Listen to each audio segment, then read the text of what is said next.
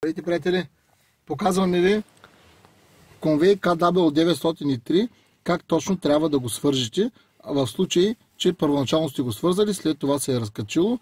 Имаше запитвания, затова правим нагледен пример как точно се свързва. След като закачим тази букса, диагностичната за ОБД буксата на автомобила, се натиска този бутон. За кратко присветват лампичките и остава само този индикатор за Bluetooth, червено да свети, съвсем леко свети, много трудно се забелязва. Показвам ви, за да видите. Буксата закачаме за ОБД буксата на автомобила. Натискаме бутончето. Автомобила трябва да е на контакт, за да може да се свържат. Отваряме Bluetooth приложението, включваме Bluetooth и откриваме конвей. Където пише конвей. След като е сдвоено, излизаме от приложението и влизаме в другото приложение.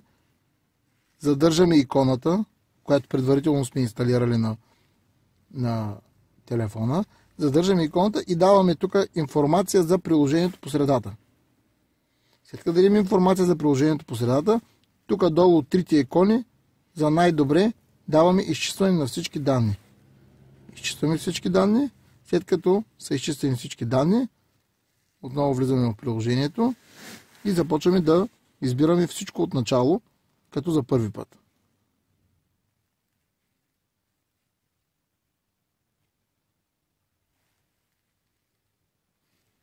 Тук избираме автомобила, който в момента диагностицираме. Така. От тук ви пише да си изберете вашият модел точно.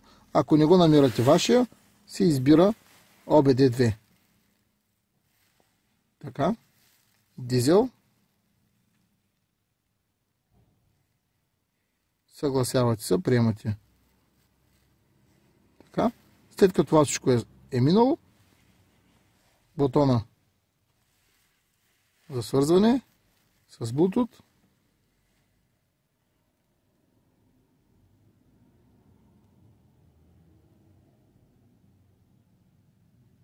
Изписва ви, че всичко успешно е свързано и от тук нататък започвате да задавате данните, които ви искате да проверите на автомобила.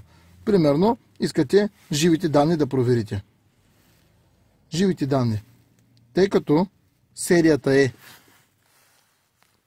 е безплатна, избирате ги всичките живи данни и му давате ОК. Да. Тъй като казах, серията е безплатна, имате възможност да избирате по два параметъра за всяко едно тестване. В случая ние сме избрали 29. Желателно е да се върнете и да изберете само конкретно тези, които примерно обороти на двигателя и можем да изберем горивото. Така, след като сме избрали две, стартираме двигателя.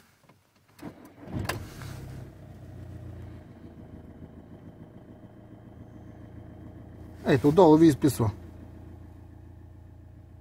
С червено, с зелено. Така по две може да ползвате безплатната функция на това приложение. От тук излизаме на заре. От тук му даваме проверка за грешки. Всичките грешки тук може да си ги селектирате, ако желаете, а можете и по-отделно, една по една да само това, което ви интересува. В случая ние ще дадем всичките да ги давате му read, четене на грешки и започва от възможни 198, които има за проверка, започва да ги проверява едно по едно. До момента е открило две грешки на този автомобил. GPS антена има проблем и горната грешка. Посредством тези кодови, които са тук, се проверяват в интернет какво точно означават. Всяка една грешка си има номер. В случая прекратяваме тази функция. Така, и отиваме на следващата възможна функция. Тук имате възможност да зададете параметри, за да видите вашият автомобил от 0 до 20 за колко ускорява, от 0 до 30, от 0 до 40 и така до 200. Може да си задавате критерии.